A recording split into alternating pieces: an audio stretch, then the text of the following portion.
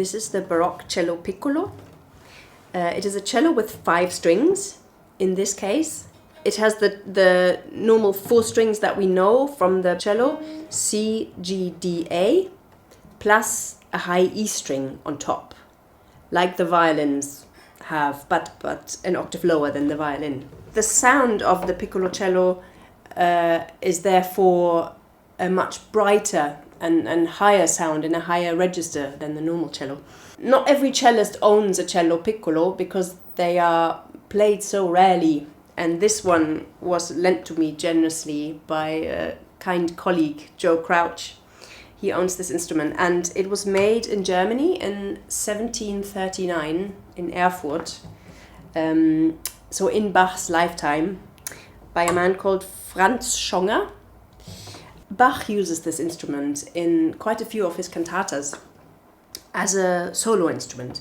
So the cello piccolo is not used as a member of the continuo group, but as an obbligato solo instrument in specific arias. Bach wrote the last of his famous 6 suites for a 5-stringed instrument that might have looked something like this. So he specifies the tuning as the way this cello is tuned. But in some of Bach's cantatas, he writes parts for cello piccolo where he specifies the name cello piccolo, but only the upper 4 strings are being used. So it might have been a cello with 4 strings, but these upper 4 and without a low C string. We are playing the cantata number 6, BWV 6, and there is a beautiful chorale where he uses the cello piccolo as a solo instrument.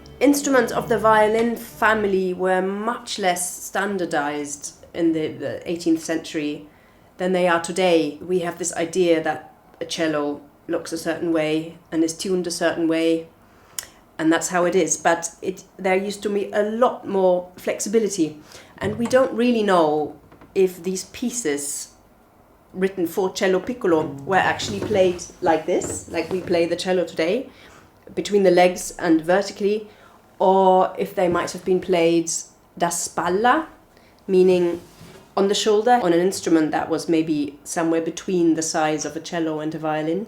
It needs a slightly lighter touch than the normal 4-string cello because of this E string that we don't normally have, and it's much more delicate, I guess much more like a violin playing, so it requires from the player a different approach to the string, and that's something fascinating and interesting to discover and to experiment with, and it gives the music a very special color.